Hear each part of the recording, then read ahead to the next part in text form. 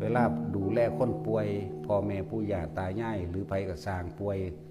ในญาติหรือบ่ใช่ญาติก็ช่างให้พยายามฟังธรรมเอาไว้นะฟังธรรมเอาไว้มันสิเปลี่ยนความเห็นใหม่เปลี่ยนความคิดใหม่จากว่าล่ะมันเจ้าสิมีทุนบ่มีทุนก็สร้างก็ช่างมันนั่นคนที่มีทุนอยู่แล้วดีกว่าคนที่บ่มีทุนคือพวกเฮาฟังไว้ตอนนี้แหละบ่ทันได้ป่วยบ่ทันได้อีหยังนะบ่ทันได้เก็บไข้บ่ทันได้ถึงขั้นเสียสติหรือบางทีมันเผลอไปโอดครวญกับความเจ็บความปวดในร่างกายมันนั่นบ่ล่ะแต่ว่าถ้าคนที่มีทุนอยู่แล้วนี่พอแต่ว่าเอ้าเจ้าสิโอดโอยไปเฮ็ดหยังผู้ใดก็ตายมาทั้งนั้นถ้าบ้านนั้นว่าไปปฏิบัติธรรมพระพุทธเจ้าเพิ่นก็ยังตายเพิ่นก็ยังป่วยอรหันตสาวกทั้งหลายก็ยังตายยังป่วยเจ้าสิโอดครวญไปเฮ็ดหยังเขาสิคืนสติปั๊บขึ้นมาทันทีสติเขาสิมาอยู่กับกายคือลม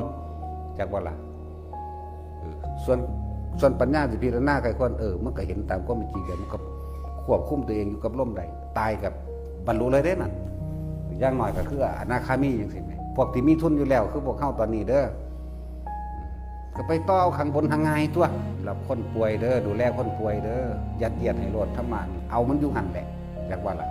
เขาสิเปลี่ยนความคิดเปลี่ยนความเห็นใหม่มันสิยอมรับเด้เพราะว่าบ่มีผู้ใดซอยมารับความเจ็บปวดแทนเฮาได้บ่มีผู้ใดมาซอยร้อนซอยหนาวซอยเจ็บปวดบ่ได้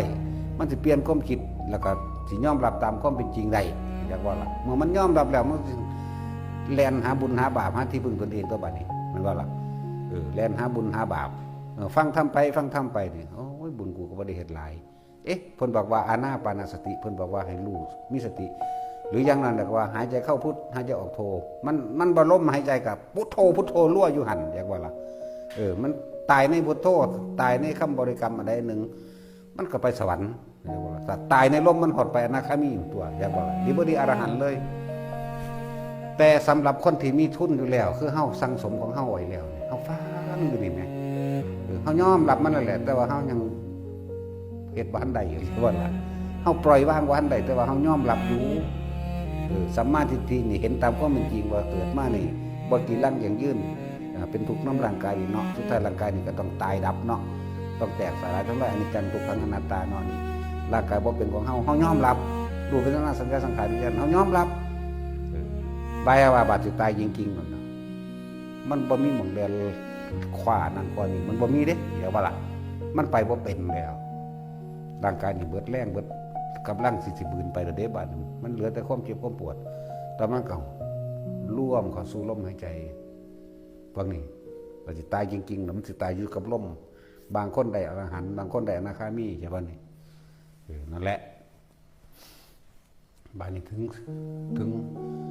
งคนที่บ่ได้อันนั้นอันนี้ไปบำเพ็ญต่อเอาข้างหน้าข้างบนไม่ใช่ว่าล่ะเทวดาบรรลุธรรมข้างบนนั้นง่ายกว่าคนอีกเด้แต่ว่าต้องได้เริ่มจากการเป็นมนุษย์ซะก่อนไม่ใช่ว่านี่เฮาต้องสั่งสมไว้ต้องกูบ่บรรลุหยังล่ะเข้าใจบ่แต่ว่าสมมุติคนผู้นี้สามารถทานศีลไว้ตอนก่อนที่หลับเข้าใจบ่เสือกตายซ้ำก็ไปสวรรค์นี่คนสามารถทานศีลเป็นมันต้องฟังธรรมล่ะเห็นบ่ล่ะพวกเจ้าก็ไปต่อเอาข้างบนตัวบางคนก็บ่สามารถทานก็สร้างกูบาดนี่แต่ว่านั่งเป็นศีลนี่โตพุทโธรั่วหลับไหลตายไปเลยไปสวรรค์บางคนก็สวดหัดสวดมนต์ท่องบทนั้นบทนี้หลับไปสวรรค์ไปต่อข้างบนอย่างว่าล่ะสำหรับคนที่ทรงฌานเจริญฌานที่มีฌาน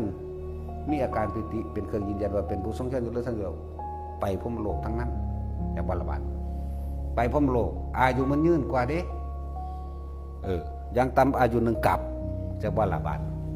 นี่แหละเป็นยังคือให้ทุกคนเล่นนั้นเล่นอันนี้เลยล้วนแล้วต้องเอาอาการปิติมาเป็นเครื่องแสดงมาเป็นเครื่องเฮ็ดให้เฮารู้สึกตัวใดใช่ป่ะนี่เฮ็ดรู้เขาไปพรหมโลกแม้นเฮาสิบ่บรรลุแต่ว่าเฮาตกข้างตามสวรรค์สันต่างๆตามพรหมโลกต่างๆสามารถที่สิบรรลุได้จากบ่ล่ะการได้ยินได้ฟังธรรมต่างๆเฮามีอยู่แล้ว เรื่องว่าสุตตมายะปัญญาทรงจำตอนนี้อาจจะบ่รู้แจ้งแท่งตลอดโดยความเข้าใจในความหมายมันเป็นอย่างดีได้ใช่ปะแต่ว่าขึ้นไปคนแล้วมันเป็นภาษาใจได้วันนี้มันรู้แจ้งแท่งตลอดหนึ่งใครควรพิจารณาด้วยตนเองสามารถบรรลุก่อนถึงเบิดอายุไขในสวรรค์ชั้นนั้นในพรหมโลกชั้นนั้นในจากวันนี้นั่นแหละอันตรานิปริชายีนี่พวกนี้ก็ลาไปบางคนแต่บ่บรรลุนี่ก็อุทังคโตโสเลื่อนขั้นจากสวรรค์ชั้นนี้ไปสู่ชั้น2ชั้น3 4 5 6 7 8ไหลขึ้นบนไปเลยเด้จากว่าล่ะนั่นแหละอุปาหจปรินิพพายีขึ้นไปบางคนก็ไหลขึ้นไปแล้วก็บรรลุเอาเองไปเลยข้างบนก็มีค่อยๆเลื่อนขั้นขึ้นไปดีฟังดูดีเด้อ